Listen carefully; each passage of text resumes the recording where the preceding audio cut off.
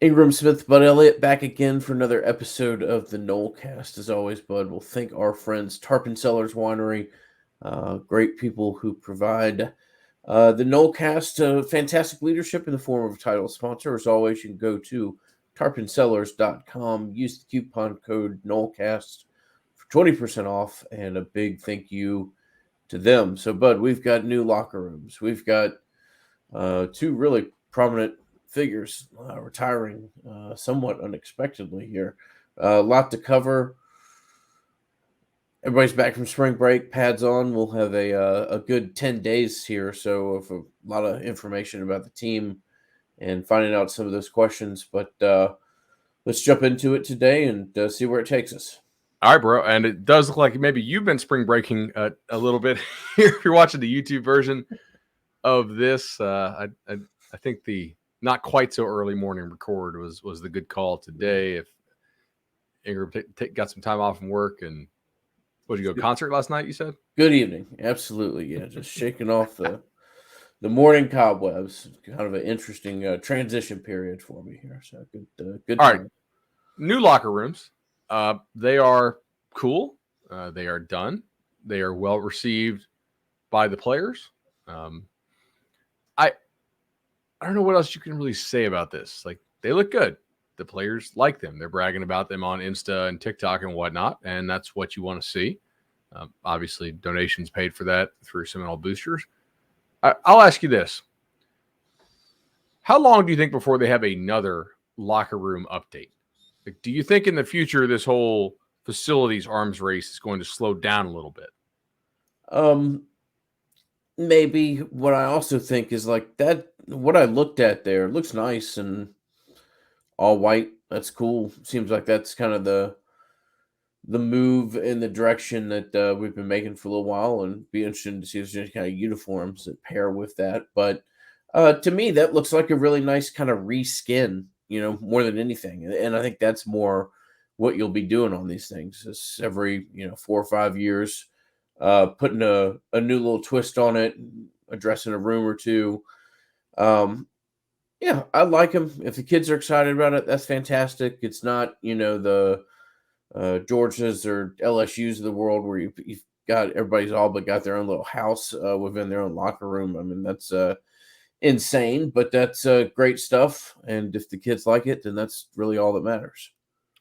So I agree with you there on that. I don't know if you heard this yesterday on Cover 3. Danny Cannell mentioned that they used to have the Seminole head in the locker room, and now they have a spear, which fits better because it's more linear. And I was like, I thought he was going to say that. So it was so cool. You weren't supposed to step on it. He was like, you weren't supposed to step on it, and it was the biggest pain in the ass, right? I was like, damn. Okay. So it was that was interesting, but I like it. It looks cool. As long as the players like it, that's fine. I think ultimately I'm following the Major League Baseball offseason here, pretty closely as we get ready for our fantasy draft. By the way, we may have one opening, maybe two, for our league. I know a couple listeners have played in this for a while. BudElliottCFB@gmail.com. BudElliottCFB@gmail.com. If you are a dedicated fantasy baseball player and want in, pretty good time. None of these guys are like, yeah, I'm signing with this team because of the locker rooms, right? They're like, yeah, I'm signing with this team because of a combination of location, money, and then maybe for some of these guys, a chance to chase a championship if they're kind of later career and they really care about that. For the most part, it's a job. It's a way to get, awesome security for their family. Look at Chris Bryant. He just signed with the Rockies. 7-year deal for like 180, 190. They're never going to win a damn thing in his tenure there. Like he just took the check. That's why I don't think new locker rooms are going to be a thing going forward nearly as often, at least not on the big scale. I agree with you there on that, but it is, I think, good that you made the upgrades to it. You can't fall super behind in that thing. I think that's the deal. Like, you don't want to appear like as like a second class place. Real easy to do this. The ones that round of locker rooms, it was always just curious to me. Like the most legendary players in program history would have a gray silhouette, the nondescript thing. It was just interesting. We were making a lot of real curious decisions with locker rooms and uniforms and logos and everything during that period of time, and not a whole lot of it aged all that well. But anyway, good to see him move on from the locker room. Nice little ad. One thing that will also be moving on, surprisingly, is the voice of Gene Deckeroff. Not moving on anywhere other than not doing Florida State games. He's going to stay in the game doing his Tampa work. So we've all been blessed to be able to listen to Gene. And Gene's kind of like the last of the last of his age, kind of the last of the Larry Munsons, the never over the top like Munson or something like that, but just so school specific and there for 40 years, and everybody's kind of just the soundtrack of their Florida State fandom is Gene Deckeroff talking in their head. And best to him, incredible career, and real tough shoes for anybody to try to step into. I've had the chance to get to know Gene. I don't know him great, but just know him in person. More in recent years as I do speaking at different Booster Club events and just seeing him around the press box and whatnot. Happy for him. Gets to enjoy his retirement. Looks honestly like much healthier. Seems to have got in the gym and looks good. He looks better now than he did when I met him in person. Probably 13 years ago now. So happy for him. He's going to be able to be healthy and enjoy his retirement. Do we know if he's still doing Bucks games? I believe he said he will. Okay. Because Tallahassee's obviously quite the trip, to make, especially when you're doing the back-to-backs with the Bucks. That's a hell of a lot of work right there. And you're right. Like for a younger generation, probably those that are watching us on YouTube, but we have some folks in kind of the middle age watch us on YouTube as well, and probably some older folks as well. And we love all y'all. But for the younger generation, they probably didn't grow up listening to Gene on the radio necessarily. But there was a time, and not that long ago, in which not every game was on TV. Right nowadays, we complain if a game is on ESPN Plus or ACC Network or whatever, maybe less on the ACC Network if you have the Comcast deal now. I mean, granted, the commercials still suck, but you can at least find it. Not long ago, not every game was televised nationally, and oftentimes not every market in the state was going to have it. I mean, I'm 36, and I can remember listening to games in the car, right? I mean, I'm granted a lot of us do that now in the car, so maybe that's not the best example, but I'm not old enough to remember listening to just the radio without the TV accompaniment at the house. But I guarantee you there are people who are like later 30s or even early 40s who that's what they had to do, because the game not every game was on TV in the late 80s and even into the early 90s. That's how you came to love Gene. That certainly is, and it's just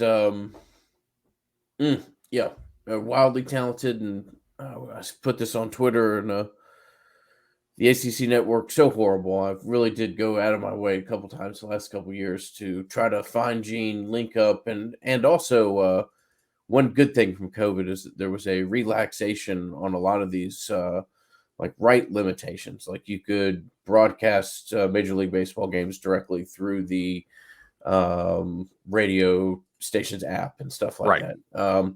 Anyway, I've listened to Gene more in the last 2 years. Almost the entirety of the Miami game this year was just me doing my best to try to sync the TV and Gene up. And what a fantastic luxury we've all had to listen to him. And excited to hear that he's still doing the Buccaneers.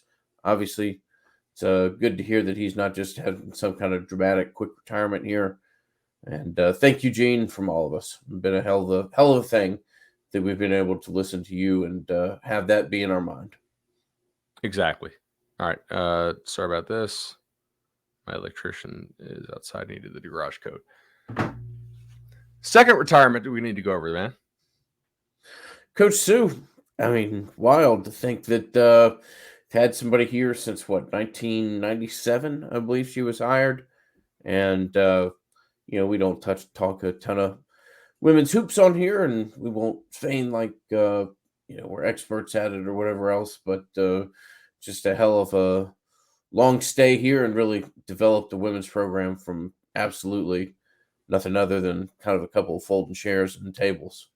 I mean, 200 plus career wins, won the Coach of the Year in 2013, 2015, won the AP College Basketball Coach of the Year, 2-time ACC co-champs, 3-time ACC Coach of the Year. That's a hell of a run. So congrats to Sue, and really hope she enjoys her retirement. Right, we don't talk a ton of women's basketball, but I think we'd be remiss not to at least mention that. Something else I want to mention here, by the way, is since I teased it last episode, we're going to have a lot more coming for you on this beginning late next week, is Rising Spear. As I told you, I think something big is coming there, and actually just got off the phone with the source there on that. And here's something people have been interested in. So will Rising Spear have a collective? Yes. Will it be for profit? No. 100% of donations that are made through the collective, so fan donations and whatnot, will go to the athlete, I'm told. Which means they have somebody covering the operating costs already. That's huge, man. Like I said, the people running that are Noles through and through. They're not some company that's doing a whole bunch of different schools. And I think that will quickly become the one. So more to come on that, including maybe, I think we can tease this. Maybe we will debut the new website live on Nolecast. Fantastic. Yeah. So that is very exciting. One thing that's not, man, this is just disappointing. No other way to put it. The biggest update around Florida State football tied to the last 2 weeks or so is undoubtedly the fact that Winston Wright was in a car accident. And unfortunately, everybody sounds like it's going to be fine when I'm speaking about, unfortunately, from a football perspective. This doesn't sound good. This sounds like this could be significant. This sounds like this could threaten this year. It sounds like this could be, like Norvell, maybe many things. He's certainly not a lucky man. Certainly not a lucky man. Yeah, he's had a good amount of bad luck. I had a source tell me, like, definitely not returning for spring. And we'll see about the fall. So, that's all I'm willing to say right now on the specifics. But, like, that's your biggest news of spring. So far. I mean, granted, like, knock on wood, that nobody else gets banged up. But you brought in Wright to be your number one receiver. Okay, Pittman and Wilson, you're hoping one of them works out. Can one of them be an okay 2 or a very nice 3 for you, along with Ontario and Keyshawn and those guys? Not having Wright, if he does have to miss time during the season, and obviously he's going to miss off-season time, even if he's back, can he be a number 1 for you? I'm not saying that he can't, but clearly there's concern, man, and that's not good. Like, he needed to be your number 1. That does limit the ceiling of this football team. There's nothing I can't lie to you guys about that, and Negro can't either. That's really disappointing. So we'll see what happens. Does he have to go under the knife? So when does that occur? What is the actual timetable to return? I don't know. I'm glad he's going to be okay, like physically in the long term, obviously, and glad everybody's okay. But on the football side, this is a football show, and that sucks. No other way to state it. Really disappointing. As I've said, as we have more information, we will bring it to you. From here, bud, transition into our recruiting needs and previewing individual positions from the defensive perspective. Yeah, man, let's go ahead and do that. First, I want to give a shout out to the legendary team, Shannon and Chad over there. Great home loans. Over 300 Nolecast listeners have done so, including me twice. Got my home loan and my refi to those guys. Tremendous customer service, great rates, knowledge of the market, understanding when to act, and I think they really have your best interest at heart, man. Like that. We've had people come and say, "Hey, Shannon has told us they were not the right people for them." That's crazy, but that's also integrity, and that's what you get when you call those guys. 844 FSU Loan, called Legendary Team 844 FSU Loan. I've had a great experience with them, and I believe you guys will too. Another Interior four more. defense. Oh, sorry. 4 more just last Four week. more? 4 more Shoot, last week. okay. Absolutely. I took some paternity leave last week, so I've not been checking the email. So they've been coming. Absolutely. Before I cut you off, what you were going to say was the interior defense lines, where we will turn our attention, a area that we have long since kind of voiced concerns as to what the future looks like after this year. Okay, why would we be concerned? Well, we'd be concerned because you're losing Cooper, Lovett, Briggs most likely has turned into a defensive end. Not a ton of super elite high school talent already in the pipeline, so to say. It will be real curious how they try to recruit their way out of this position. 100%. So I'm actually going to tell you that I feel a little bit better about this position going forward than I thought I would, for a couple reasons. Number one, Malcolm Ray emerging a little bit more. Josh Farmer, I'm not sure he's going to be an impact guy this year, but potentially I think he's progressing in the right direction to where he's a usable piece at the least, and possibly more in conference play. So that's encouraging to me. Obviously, Jarrett Jackson, we'll see if you get anything out of him. I think the fact that he's still around shows he's going to exceed my expectations, certainly, and the expectations of those people at Louisville. So maybe there's been a new leaf turned over there. But on the recruiting side, to me, they need to take 2 high school players at least, and probably 1 transfer. So I would say 2 high school, maybe 3, and 1 transfer. So you are losing Cooper, you're losing Fabian Lovett. Lovett still technically has a year left, I think, if he wanted to, but I believe that was a significant effort to get him to come back this year. And if he has a good year, I would expect him to turn pro. And even though FSU is using him as an edge player more this year, I think Dennis Briggs probably belongs here because he's certainly not like 240. I think you're like 280 plus here. A guy who can put their hand down and play that 5 tech if you need him to, if you want to shift into some odd front stuff, which I think they'll probably do more this year anyway. He could go pro as well, right? So you could be losing, you will lose 2 of your best, and you could lose 3 of your best defensive linemen who are 280 plus in the same year. And so that is a concern. I don't think there's any way you don't have a drop-off in 2023 on the field at this position. But for recruiting, you're not really recruiting for next year. You're recruiting for year 2, year 3. And they're actually doing a fairly decent job at this, I will say. 2 episodes ago, we went over defensive tackle commitment Keith Sampson out of North Carolina. Odell and Coach Norvell did a nice job on him there. So if you want to go back to that episode and listen to what we said, I highly recommend that. And they have a number of targets. Like, this is a fairly big recruiting board for them right now. Not all of these guys are super realistic, but again, you have to see how the season plays out.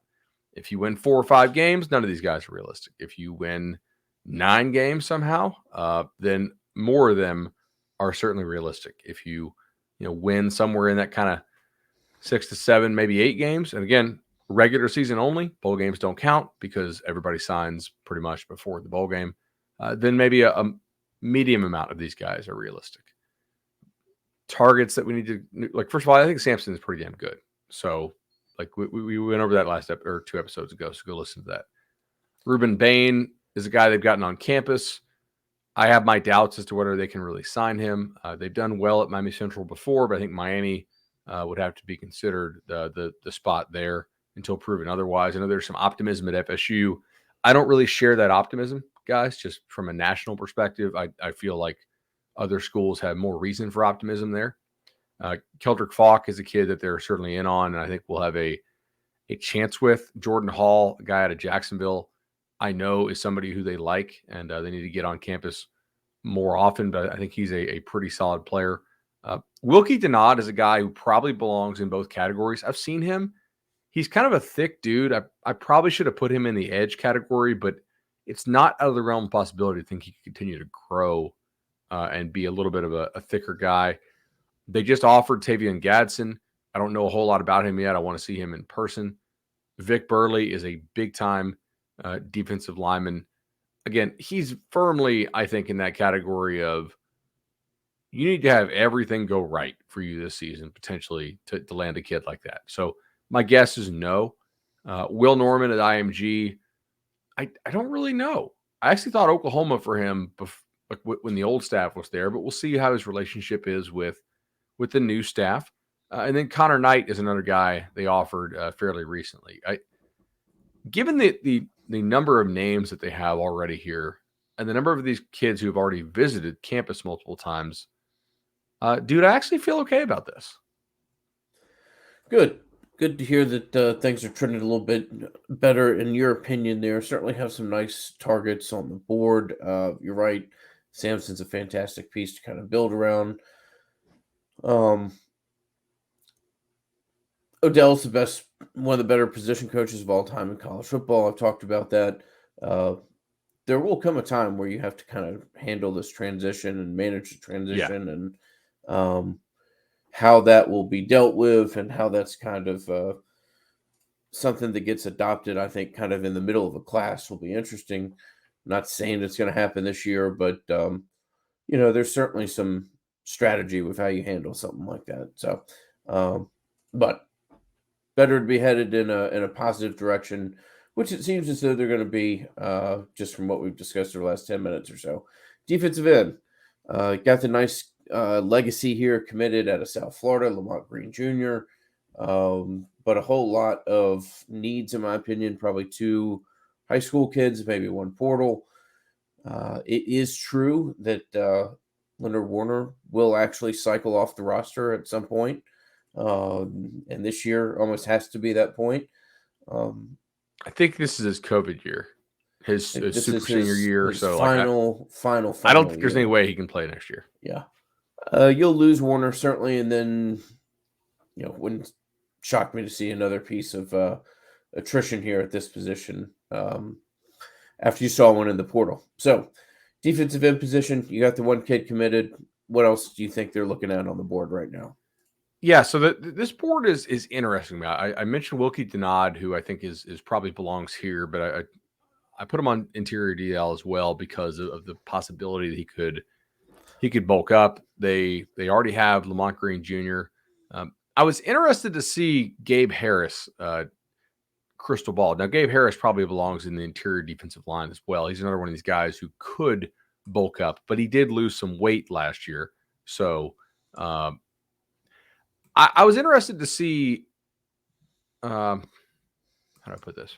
I was interested to see him crystal ball to Georgia recently. And obviously Ohio State has been involved. That's a kid FSU has been involved with for a while. And I'm not really sure what happened there. Right. I think having new GM Derek Ray in the fold will be a big time help to this program. As I told you before, some of the other guys in the recruiting office, I don't really have a whole lot of confidence in compared to other staffs. But I think Ray will get in there and wrestle that. I don't know if they're in quite as good of a spot with Harris as they once were. Now, that could just be Georgia turning up the heat. And in this case, kid from Georgia who, if Georgia wants him, you're probably not going to get him. Georgia almost has a right of first refusal with kids right now in that state. And that I don't like saying that because it implies these kids don't have agency. But for the most part, Georgia kind of gets who they want within that state right now. Jamarius Brown is another name to know. I already mentioned Wilkie. I really don't think they need to take 3 edge rushers. I mean, if you think about what they have coming back here on the roster, now maybe two high school plus a transfer makes some sense to me. But I don't really think Verse is going to go pro after this year. Now, he could because he's a redshirt sophomore. but I don't think he will. Do we think McClendon or Fuller are going to go pro early? It's possible. Is it likely? I don't know. Be pretty surprised. I do think you'll get one transfer out of that 2021 class, most likely. Like somebody's gonna read the writing on the wall and say, "Yeah, I'm not going to get playing time," and you have to. I think you have to plan for that. But overall, I think your attrition is probably Warner plus one transfer from one of the young guys. You signed 3 or 4 of them in that class in 2021. So I don't know. I feel okay about this spot, but you don't have a lot of elite pass rushers looking at you right now. However, you've done a nice job in the portal, I believe, 2 years in a row. So maybe you can become a transfer portal defensive end destination. I just don't like living like that. To me, that's not as sustainable. That's more of a high variance approach. It makes me a little bit uneasy. Certainly. Absolutely. No, if you can do it, great. We'll see. Hopefully Verse turns out, and that is something that you can market yourself, because like we said, it's going to be real hard for Florida State to get the super elite at any position but edge or interior defensive line in particular. One thing that we are always fortunate to be able to lean on is our relationship with Matt Lewis and the great team at Congruity. A couple of other deals in the pipeline here that hopefully we'll be able to talk to y'all about over the next couple weeks. But Matt has been fantastic for us, and we certainly think he would be similar for you. Congruity.com is the website. You can go to knowles@congruity.com for the email, or reach out to me directly for me to be able to put you in touch with Matt, as many others have as well. Those guys do an awesome job, man. So let's go ahead and finish out here for the linebacker and defensive back spots. So I said I felt good about D tackle, and I feel okay, decent about edge. I think you need to sign 2 high school linebackers, and I don't really love this where this is going here. So my reasoning behind it is this. Number one, last year I thought you needed to sign 3 new guys, probably 2 high school and a transfer. You signed 1 high school in Omar Graham and 1 transfer. I think you need to assume that 1 of Deloach or Tatum Bethune, at least 1, are potentially gone, right? Whether that's a smart decision to go pro is up to them. That their family circumstance and whatever they decide to do. Maybe they play well enough to actually justify going pro. And I think you need to assume that 2 of the upperclassmen who don't actually get playing time will not be on the roster in 2023. So we all know the guys that have recently had their positions moved to linebacker. They're not really looking so far through spring camp that they're going to make an impact. Doesn't necessarily mean they're going to be off the roster this year. I just think pragmatically you have to assume, if you're projecting as a staff, that you're going to have 2 transfers among the non-playing upperclassmen. You don't have any commits right now at this spot. Linebacker coach / defensive coordinator Randy Shannon is just not somebody whose evaluations I really trust, man. Again, I don't sit here and cheerlead every single move that the school makes. I don't like the move of him to co-defensive coordinator, and I don't really like the hire. I thought as a flyer, as an analyst, it made a lot of sense to take him because he had the connections to the safety who ended up going to Alabama. Those are really money well spent. You didn't get the player 40. What did they pay him? 41, I think. That made a lot of sense. Elevating him to co-DC and linebacker coach, I disagree with the decision. And I don't trust his evaluations personally. I don't like him. The evaluations, not him as a person. I think he's fine as a person. I think he's been told to expand his board a little bit. Well, I don't think that. I know that he's been like, hey, we have to like some of these guys. right?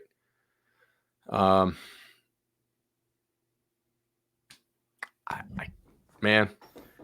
So they're interested in Caleb Duval.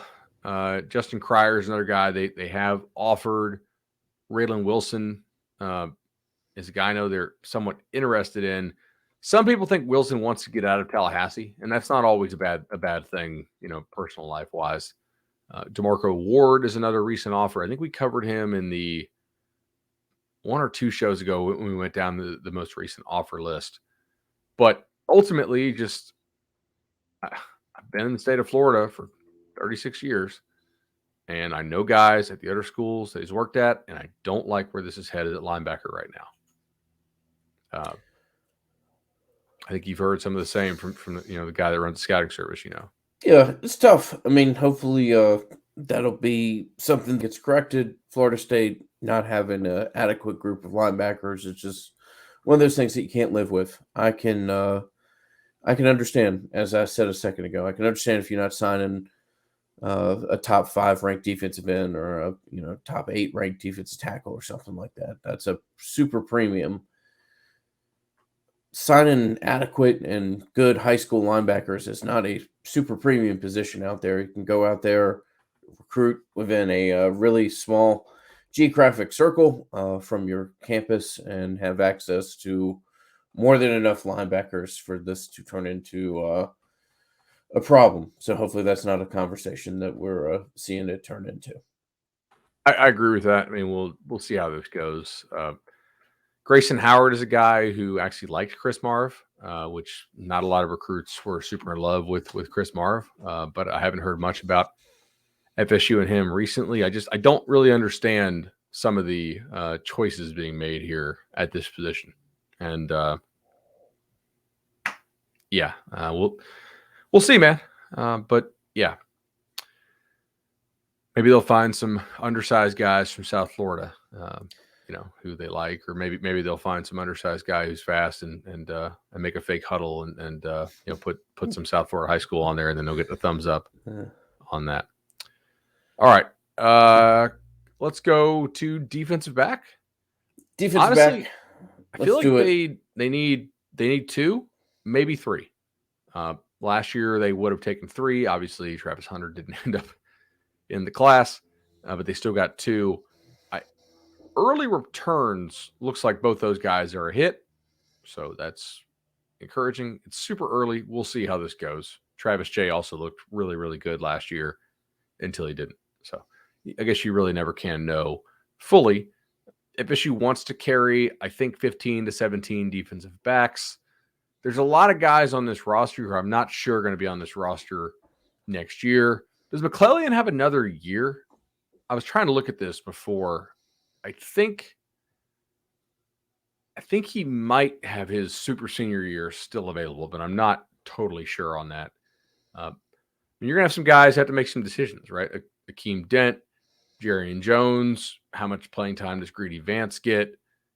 I'm assuming Jamie Robinson is not coming back for another year after this year. I would assume. Bernardo Green has had a promising spring so far, but we'll see how that translates for the rest of spring and to the field. So is he a guy who's going to be around? Hunter Washington, Jarvis Brownlee, obviously, Damari Tate, Amarian Cooper, AZ Thomas. I expect him to be around. Kevin Knowles, not going anywhere. Is Travis J still around, right? Cheyenne Brown, how much playing time does he get? The staff was very high on him last year early on, and then some of that enthusiasm, I think, tapered off slightly. But 2 to 3 makes sense to me here. I'm not even going to put corner safety designation on this right yet because I don't know where the attrition is going to come. If they don't think they're going to have any attrition, you really only need to take like 1 or 2, but I think 2 to 3 makes a good bit of sense here. They don't have any commits right now. One of the targets that I think that they're in a good spot for is Jeremiah England. He is Derwin James' cousin. He was very good, apparently, at an event that I did not go to. And at the event I did go to for 24/7 Sports, check out my top performers piece from that. He was not particularly good that day. Now, again, this is why it's important to see prospects multiple times. I only need really to see them once to see how big they are, and he's got fine size. But to see him perform, some things have signature significance, like running a 4.3 40 or something like that.